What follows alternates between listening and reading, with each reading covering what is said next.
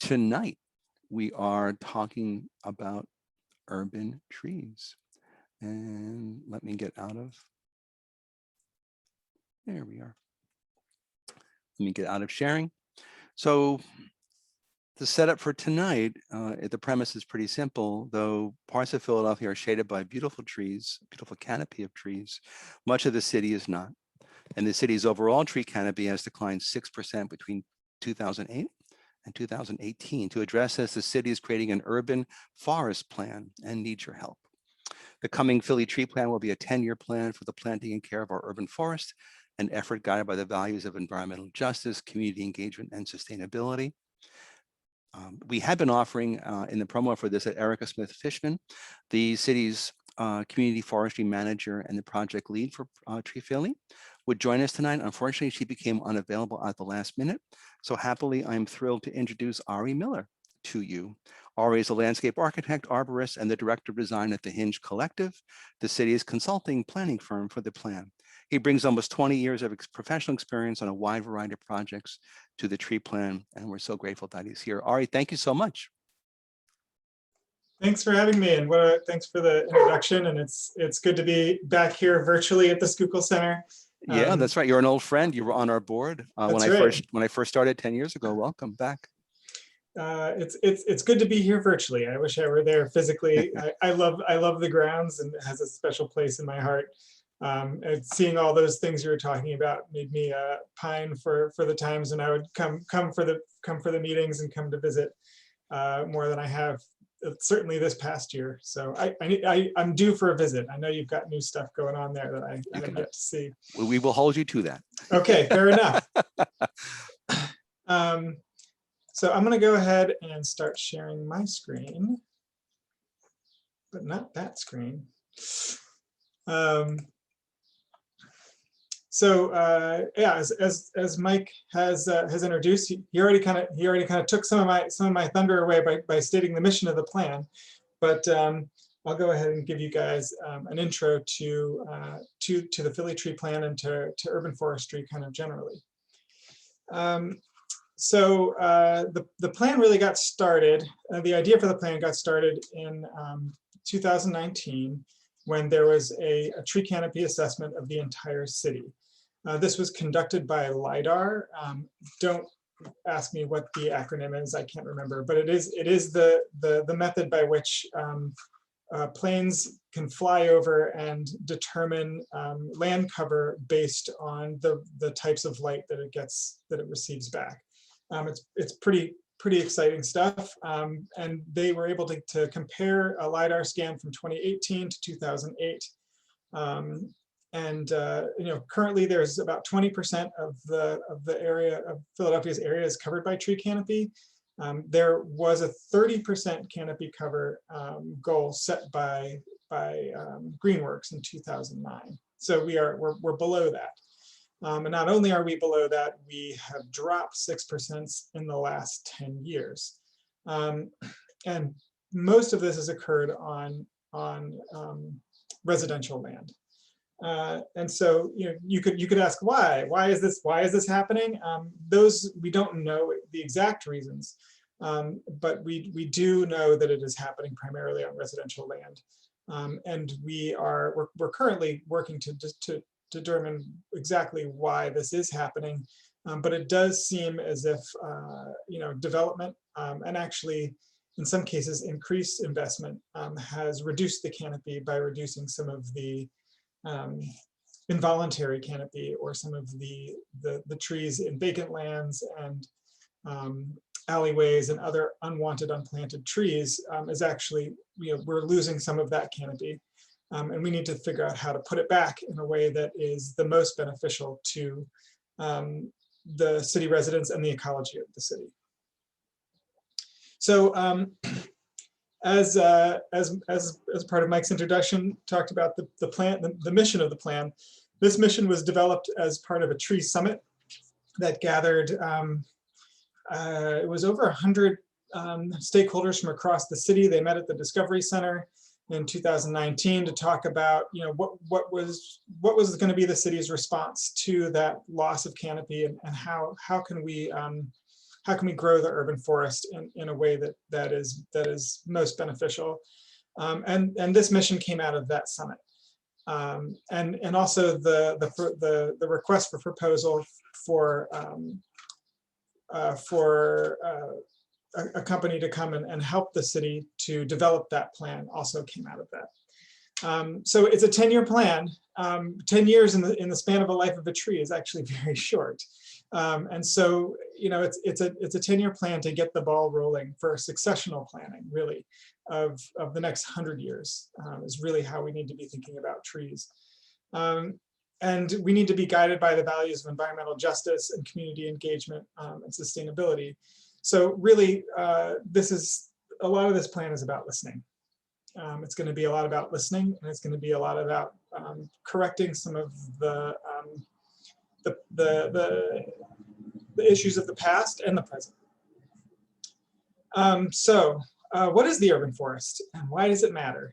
I'm sure many of you already know what the urban forest is and why it matters, but it's really the collection of every tree in the city. That is the urban forest.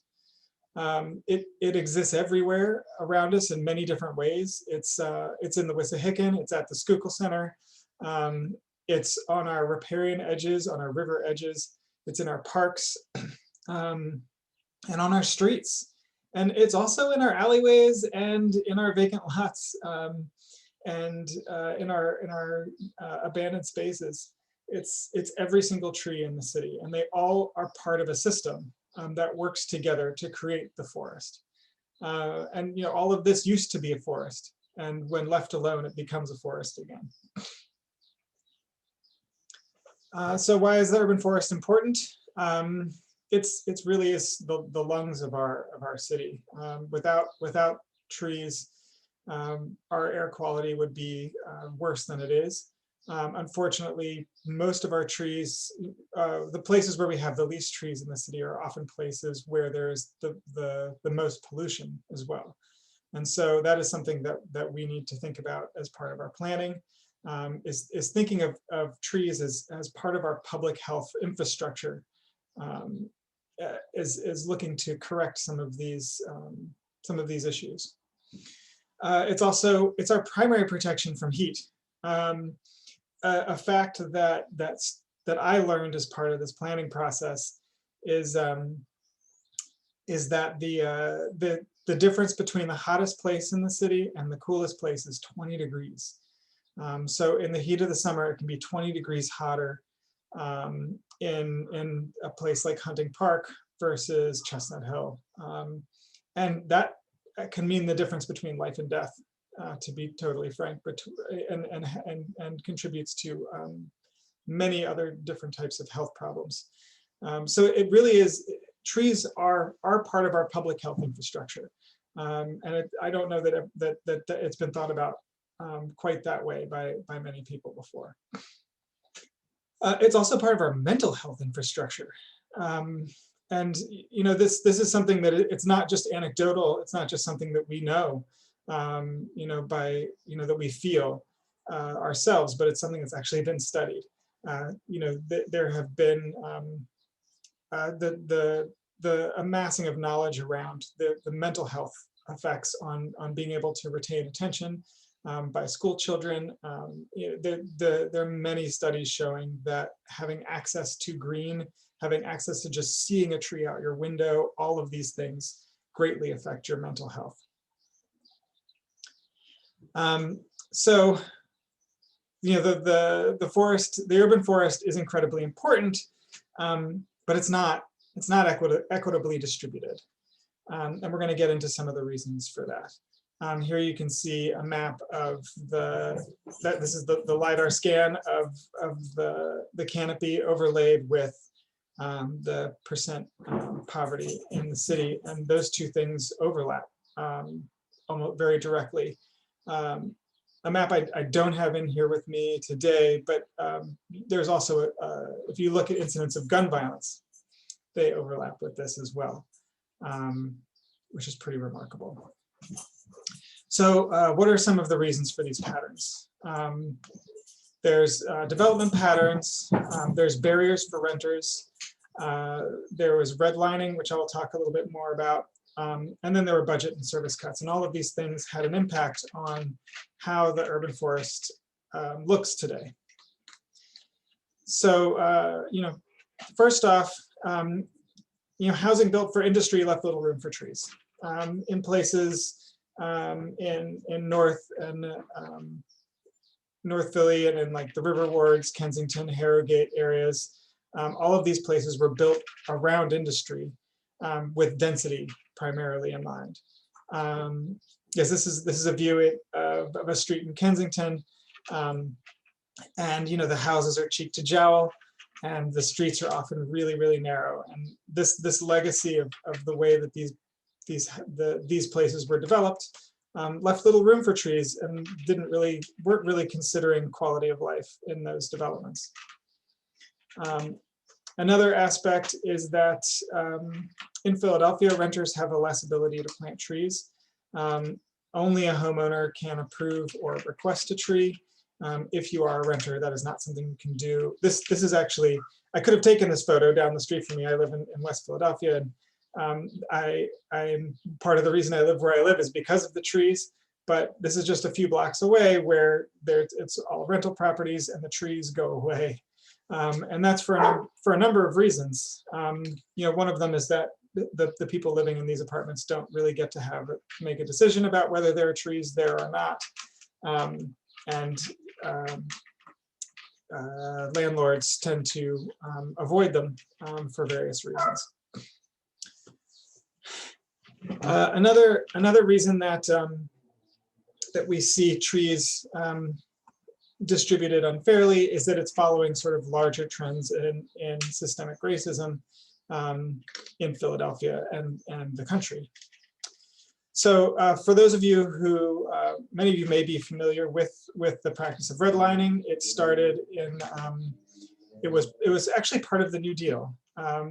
And as there were government loans that were being distributed for purchasing houses, there was an organization called the Homeowners Loan Corporation that would go out into various places in the city and give ratings to how safe it was to give a loan into certain neighborhoods. And a lot of one of the main reasons for giving a low grade score or a D grade was race-based. This is very well documented. It's happened all over the entire country, and the effects of this can be felt today, and the disinvestment and the inability to or the sort of the suppression of being able to create generational wealth can be felt today. And so just some maps overlaying where you see increased poverty in the city, and the map of grade D and C from the Homeowners Loan Corporation. Where are the trees? They tend to not be in the areas that had been redlined. And our heat vulnerability is also overlapping with that as well. As well as our minority, non-white communities. I won't say minority because we are a majority minority city in Philadelphia. So another thing that impacted the forest is white flight. So in the 50s, when some of these factories some of the factories that had been supporting a lot of Philadelphians started to close, and industry moved overseas and to other parts of the country, neighborhoods started to be disinvested, and there were many residents who could afford to leave left, and there were dwindling budgets and fewer services, and so the people who were left were left with kind of crumbling infrastructure and fewer services. In the 70s, that was felt by Fairmount Park, where they had a massive cut to their budget, much like we're seeing very, very soon to the budget of Fairmount Park. So or not to Parks and Rec now. So one of those was the dismantling of the park guard, and the park guard was some of you may remember the park guard. They were they were not armed, and they were like a community-based security service for the parks that would keep them safe. Particularly in Cobbs Creek, there are many who stopped using the Cobbs Creek forest and park because of it not being safe anymore. And all of those, the park guard got rolled into the police and never returned back. So that was one aspect of making some of the green spaces in Philadelphia less accessible. During this time period, between 1970 and 2010, the canopy actually grew some. But not all of that growth was good, and some of the loss in canopy that we're seeing today is actually some of the removal of some of that not so good canopy.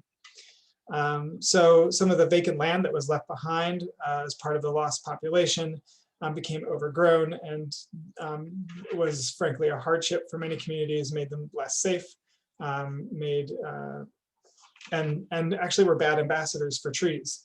To be honest, in these neighborhoods. So trees became associated with these, with neglect.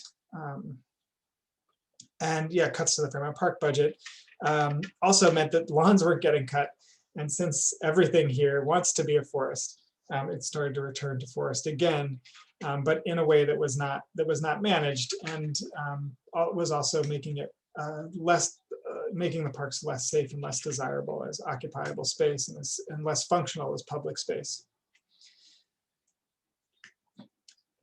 So there was some really good canopy that was growing during this time as well. We had some of our largest nature reserves that happened during this time period, including the Schuylkill Center for Environmental Education, which was kind of a little baby forest growing into a bigger forest.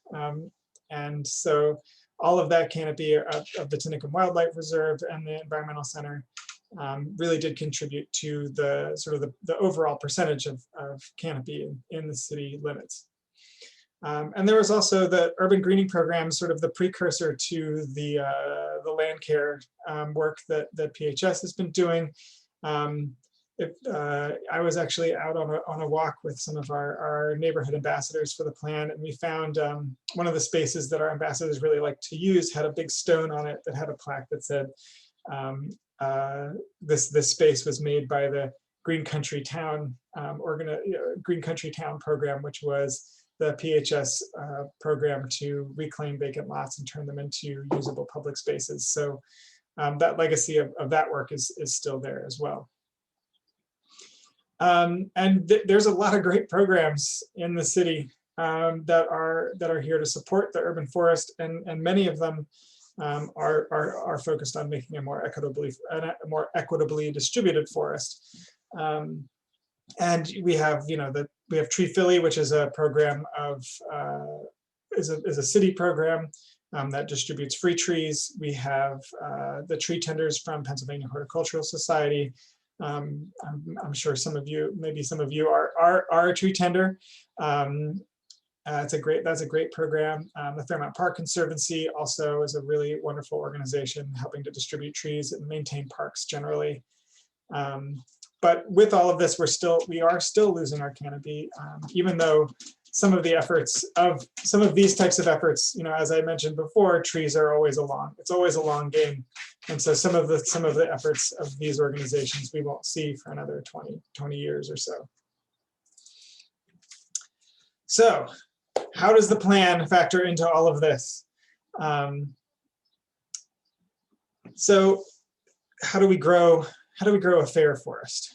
The Philly Tree Plan is going to bring the benefits of trees to communities that need them most in ways that support them best. It's an easy thing to say and a very difficult thing to accomplish. It always starts with listening, because people who live in their own communities know what their communities need the most. And as we know, trees are a source of joy and can also be a source of stress. and that's something we're also listening to. They can be a hardship. They can cause damage if they're not given the proper space, or if they're in the wrong place, or they've been damaged or mistreated or have not been maintained. And so we have to listen to the good, the bad, and the ugly. And so the plan really is centering community voices to guide this planning process. We have a number of ways that we're doing this. We have the Community Voices Steering Committee, which has over 30 individuals from all over the city that are representing their communities and their interests. They've helped us not just determine how what the recommendations of the plan are going to be, but also how do we reach out into these communities. So they've been guiding us on how to, what are the best ways to reach out. So here are all the ways that we are reaching out, and we are still reaching out, and I'm going to be asking you to contribute as well at the end of this. But we have a citywide survey, which hopefully most of you have seen. And if you haven't, you should fill it out after this presentation.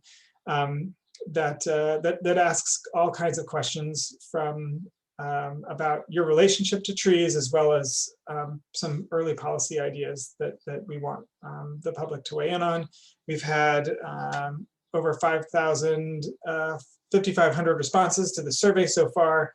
We're trying to get to we're trying to hit the 10,000 mark to be the same as the budget survey. But we're reaching out particularly into neighborhoods that are in the most need, and I'll talk about that a little bit in a little bit. We have a virtual open house, and I'm going to share a link in the chat to that so that you can all check that out. That's called the Philly Tree Plan Hub, and that has longer versions of these presentations and opportunities to give your thoughts on those presentations at that hub. It also has a link to the survey. It has a link to all the things that we're doing with respect to outreach. It also has some other really cool resources on understanding the canopy. We have a photo challenge, a hashtag photo challenge that's on both Instagram and Facebook, where we're lowering the bar for people to be able to give their input visually and share their Philly tree stories through photographs and words. We also are, well, the Parks and Recreation is attending as many community meetings that are going on virtually as they possibly can, and giving presentations like this and collecting feedback. So that's happening now all over the city. There's been over 20 of those now that have already gone on. We have that Community Voices Steering Committee that I showed you a list of earlier. We also have neighborhood ambassadors, and these folks are were recruited and are paid a stipend to participate in a 6-week program to interview their neighbors and friends about how they feel about trees, and also to take their own photographs. And we've gone on walks through their neighborhoods to talk to them about trees. We also have had 7 stakeholder workshops. Each of those workshops has between 30 and 50 people in them, from natural lands to educators, to all kinds of people that have an impact on the urban forest. And then we will ultimately have a draft plan out in October that we are going to be putting out to the public again as well. So keep a lookout for that. And you can sign up for the mailing list and stay up to date on all of this that's going on. So yes, this is the link to the survey. We've had a lot of really, really incredible responses so far. We've asked people for their stories, and it's available in 9 languages. It's available in many languages, and we've had everything from people telling us folk tales about trees to telling us, shorter stories. Then this is the photo challenge that I talked about earlier. Yes, so the neighborhood ambassadors are attending weekly meetings. They're interviewing their friends and family about trees. We are in the 4th week now. We have 2 weeks left with them, and they've been really, really helpful in helping us really understand what trees mean to their neighborhood and how the best way to incorporate trees and some of the things that we might have thought were good ideas but are actually increasing the burden for them.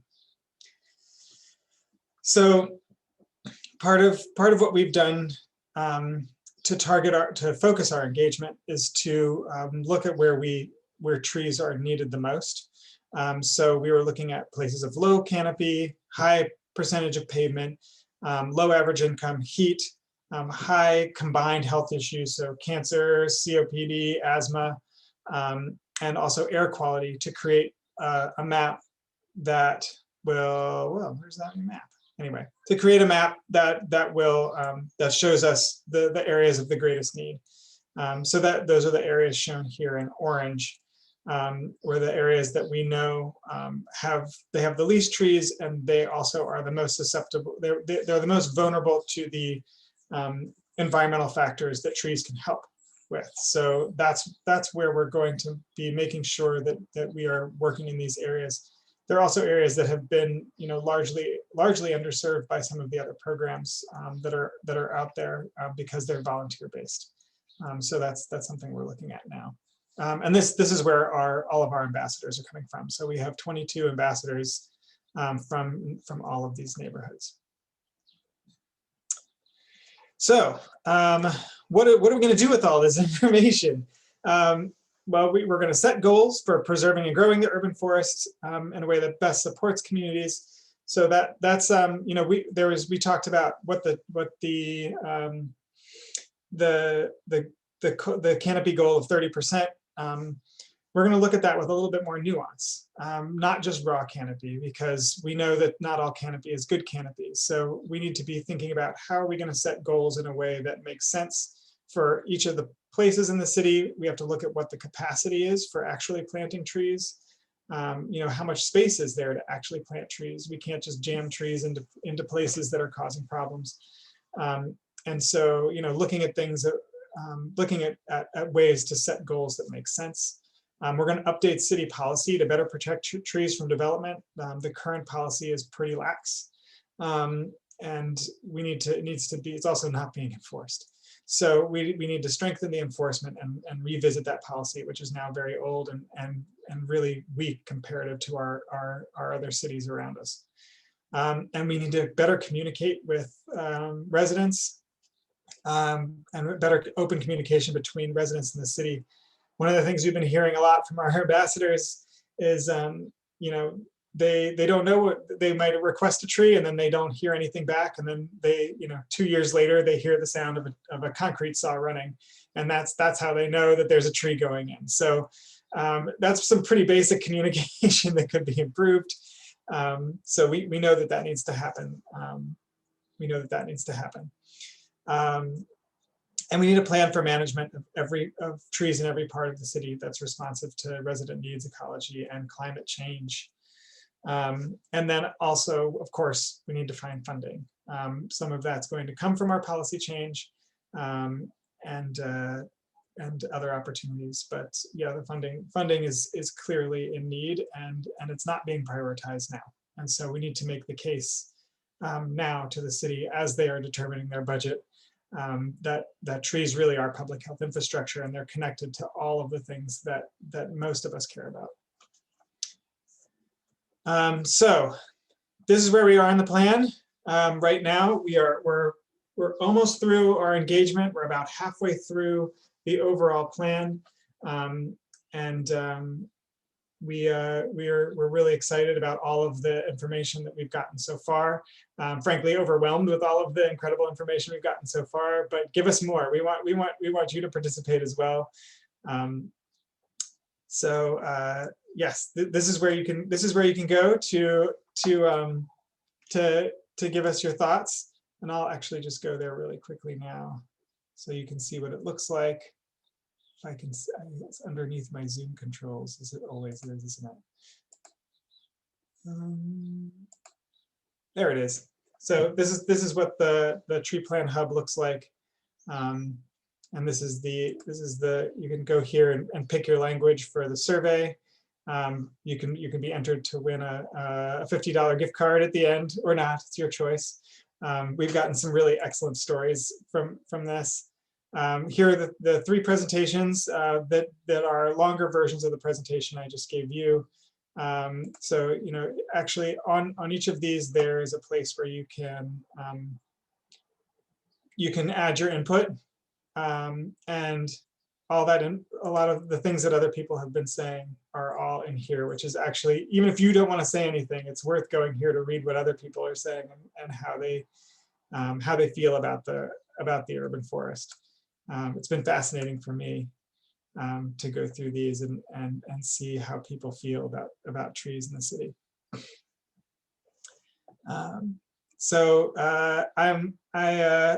We've got about, looks like we've got about 20 minutes left. I'm very happy to answer questions or dive in deeper to anything that anyone wants to talk about. That's great, Ari. That's a wonderful presentation. Thank you. Feel free to put questions, comments, thoughts in chat. Russell Gregory noted that he was working with Representative Solomon before COVID with $10,000 to plant trees in the Northeast. Yes. I imagine Awesome. COVID must have impacted things, but go ahead. That was good, right? I teach at Northeast High School, and he came to my principal with the money, and my principal directed him to me because I have environmental science programs. And we were setting it up. We were going to the neighborhood. We were going to do needs assessment and do, you know, all the plans were set, and we had everything in place, and then bam. So is this through the school? It's from Solomon, the representative, to Northeast High School. To Northeast High School. That's great.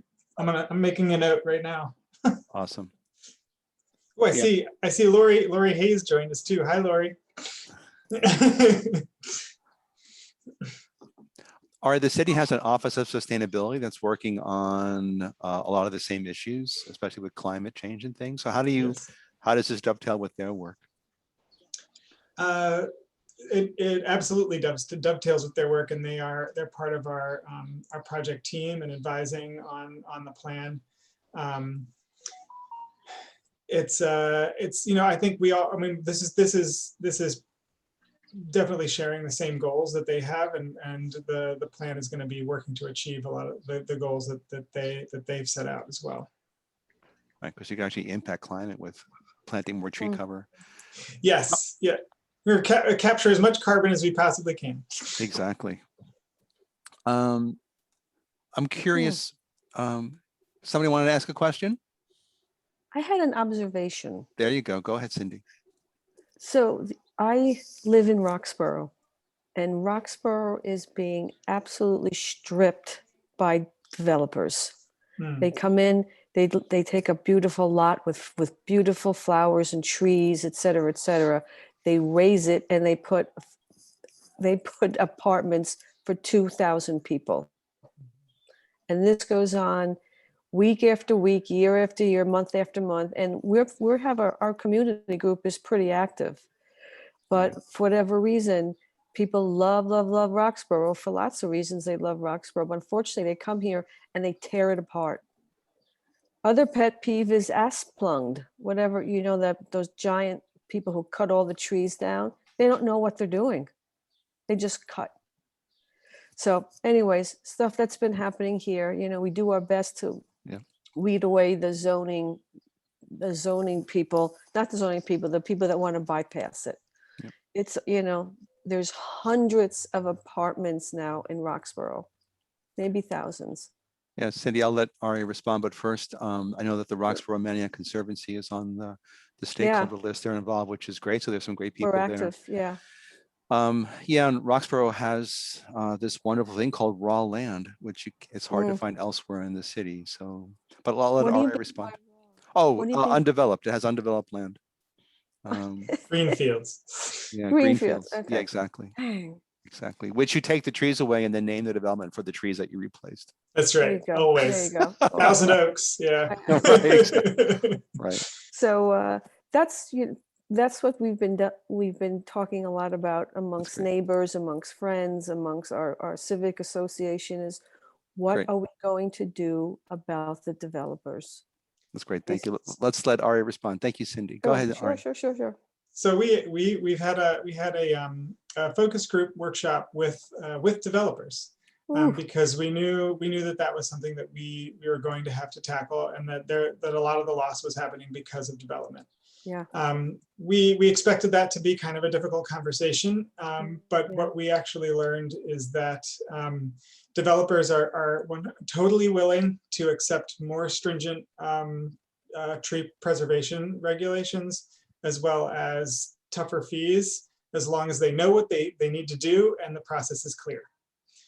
So right now they are, because the process is around trees is not particularly well defined, they end up spending lots more money on design fees and going back and forth for permitting and delays that is costing them money because of an inconsistent review process. And so if we can streamline the review process, then we can actually preserve more trees, believe it or not. So that was a bit of a surprising response that we got, and also one that seemed very hopeful to us. You mentioned enforcement. You Yes. almost muttered under your breath when you said And about enforcement. it. Yeah. So how do we fix that? That seems critical. It is critical. Part of the issue with enforcement is the fact that there's not the staff to do Right. that enforcement, and the funding needs to be there to do it. And so one of the things that the more stringent policy could do, and something that's more clearly defined, is actually fund some of the enforcement. So it can be, we have more stringent policy that is able to pay into the ability to enforce. So, but we need to start with more municipal funding at the get-go.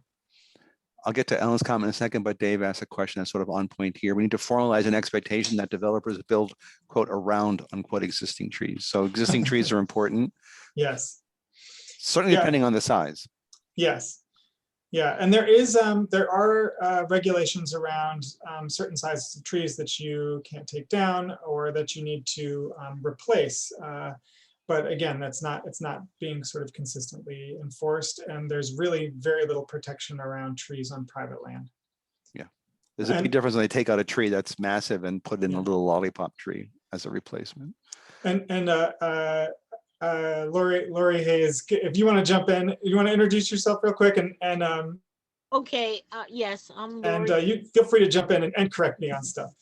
No, I'm in the audience. and Okay, all right. participant, because the more you participate, the more you know. I was nodding yes for the heritage tree. Yes, when they're on private property, us, the city, we can't go up there gangbusters and telling you what you can or cannot do. I cannot send my men up there. We can try to speak to them, but there is no law that says we can make them cease and desist. So Correct. that's Yeah. very true. And Mhm. enforcement, hey, we'd have to be like tree cops. You know, Right. people do things under cover of darkness, and a lot of people are tree haters. Oops, did I say that? I did. But they don't like trees and they want to whack them. I got a guy who's a serial pruner on the parkway right now.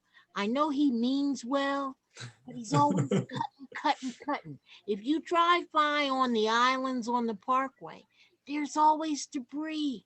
This guy, Wow. I call him the rogue pruner. I know he's got a good heart, but you know what I'm saying. So I'm all about trees, and I don't want to take your time. I'm here in the audience. I support the plan.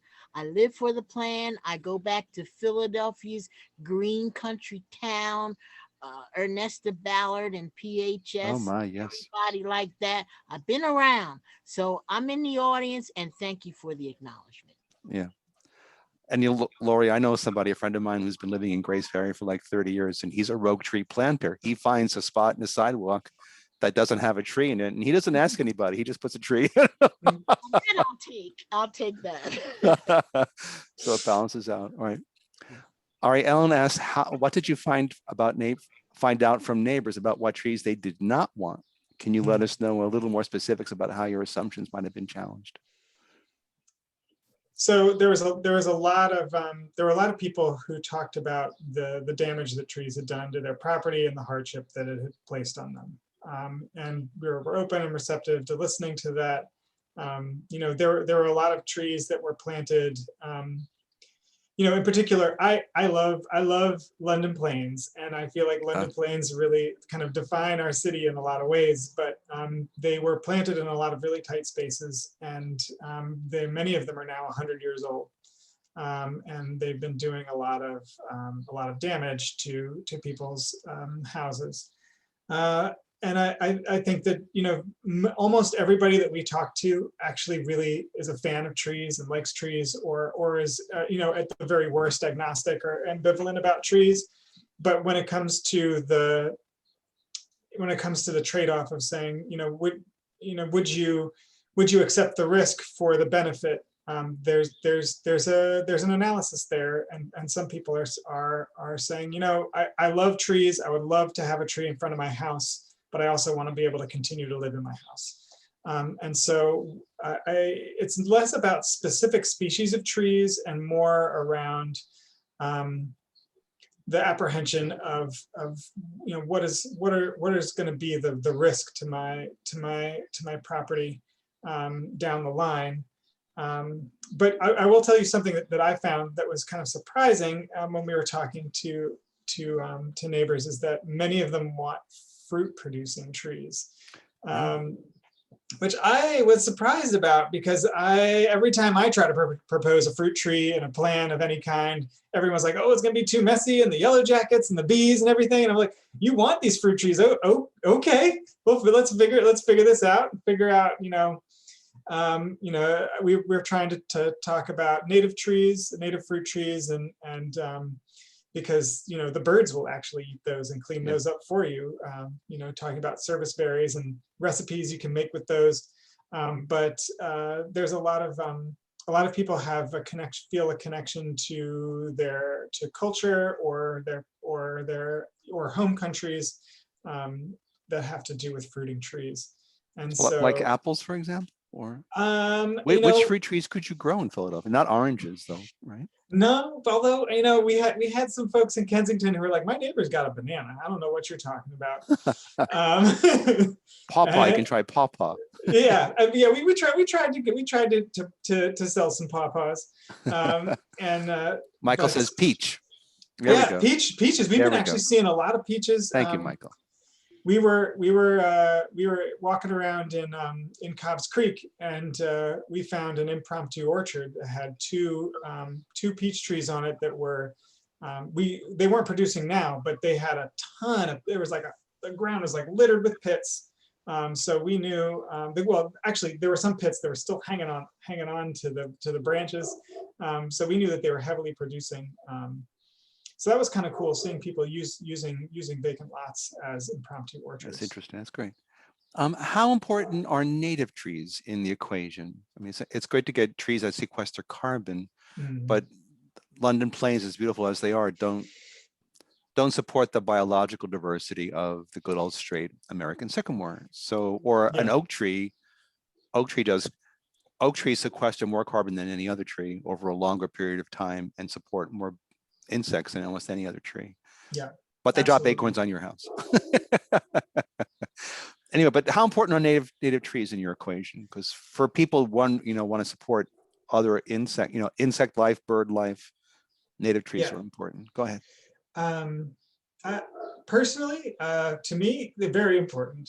I think that as we think about our forest as a collection of trees, that's a system, that is an ecosystem. We absolutely need to be thinking about, what is our species diversity? I know that this is something that Lori's brought up a bunch of times about we can't be planting monocultures anymore. If you'll see, with the ash borers, we're going to be losing a lot of our ashes. Like a lot of American cities have been losing, like we lost our elms Like in we the lost the past. Right. And to some cases our London plains to anthracnose in some places too. So we know we need species diversity. We know we want to support habitat and the local ecosystem. We also need to be thinking about the real reality of climate change and resilience in our urban forest, and thinking about what are some of these maybe farther southern species that are native that we want to be trying to incorporate into our urban forests, so that we're probably not going to be seeing a lot of sugar maples in Philadelphia, to be honest, which breaks my heart because it's one of my absolute favorite trees in the fall. It's the best fall color. It's the best fall color. But we need to be thinking about the future. We need to be thinking about resiliency in our canopy as well. Yeah. Stormwater is an important issue with trees too, because trees do remarkable things with stormwater, and I want to make sure people understand that too, so that when it rains and you got a big mature tree, it takes a long time for the water to work its way down to the ground, which is exactly what you want to happen. You don't want to all go right into your street. So I think, and storms are going to get worse with, And with erosion climate and change flooding. and erosion. Yeah. Lori mentioned persimmon as a fruit tree. Yes. We've only got Ari for a few more minutes, so please make sure you have any more comments, questions, thoughts. Please put them in chat. So Ari, what should people do next? They should go to the URL website that you gave us. They should take the survey. They should do the Philly tree stories. What else? Yes. And plant. Oh yeah, put that there again. There is on that site, there's also some other resources that I would urge you guys to check out. There's an interactive map that shows the canopy change from 2008 to 2018. As a tree person, I am lost in that map for like an hour or two. I need to budget time before I open up that map because it's super fascinating. You can see where all the canopy was lost. A lot of it was development. A lot of it was the big chunks of it were development. A big chunk of it was Conrail clearing the edges of their train tracks through Kensington. That's kind of crazy. That's actually sort of something we can't really do anything about, to be honest. So we have to be thinking about where is our permanent forest going to be next. Right. Oh, the mailing. I think you can sign up for the mailing list. Hold on a sec. I think I have a link to that right here. So you guys can sign up for the mailing list and stay up to date. Yes, I do have it. You can stay up to date if you sign up there. And so as the plan comes out, as the draft of the plan comes out, you will get an email about that. As anything happens really with the plan, you'll be kept up to date if you sign up for that mailing list. Yeah, just talk to your neighbors and friends about trees. Get them to fill out the survey. The more information we have, the more responses we have to the survey, the more city council will listen to us, to be totally honest. So the more of their constituents speak up for trees, speak up for the value of trees. That will give us the power to do this work. Great. Thanks, Steve. That is totally that's the link to the map. To the map, great. Mm-hmm. Just to back up a few chats, Alan asked is it too warm for sugar maples now? Is it already too warm for them? I mean, anecdotally, the sugar maples that I'm watching, that I look for every fall as I go back and forth to my parents' house in Mount Airy, along Lincoln Drive, they're not. I'm watching them slowly die. So it may be too warm for them now. I think the bad news for everybody is I think we're also going to lose fall color. The fall color won't be as dramatic as it was as we warm. So we're losing really subtle, interesting things. Yeah. So everyone, I want to thank you all for coming. Ari, thank you for pinch hitting. You were wonderful. I think you hit a home run as a pinch hitter. Oh, so thanks. I've given this presentation a few times now. So. I'm so glad. Thank you. Thank you. And everybody, feel free to unmute yourself as you sign off and thank Ari and tell him your favorite tree. Oh, yeah, please Let's do. hear your favorite tree. Ari's is London Plain. What? Oh, I wouldn't say that. Tulip tree. I love tulip Tulip. trees. Peach tree, Oak tree. Ooh, yeah. Beach or peach? Beach. peach, Peach. peach, Oh, peach. You say peach. peach. Okay, all right. Yeah, best tree. Oak tree. Oh, Yeah, I love I agree. oaks of all kinds. Pitch pine. Ooh, okay. that's a good one. That's a Jersey guy, I think. Hmm. Exactly. That's a pine barrens tree right there. Steve likes a swamp white oak. Amanda, the horse chestnut. Good Love horse choice. chestnut, Horse chestnut. especially right now. Yeah, they have great flowers. There's one that blooms red. It's really a buckeye that blooms red. It's Yeah, gorgeous. yeah. Mm. Okay, Okami cherry. Ooh, okay. There we Yeah. go. Early, right. They did put on a good show this year. Yeah. Oh, Well, thank you, everybody, so much. Thank you. And Ari, Thank thank you once you. again. Good luck with the plan. We'll be in Thanks. touch. great. We'll do this again back in the fall when the plan is being released. Oh, yes, yes, please. That's awesome. Thank you, everybody. Have a great night. Thank you. Thank you. Hopefully see you next week in Kazakhstan. Thank you. Thank you. I want to come to that. I've seen his presentations before, man. They make me so jealous. Yeah. So jealous. Yeah. Because he's like Indiana Jones of plants. The best. Exactly. Best. Exactly. Good. All right. Take Thanks, care. everybody.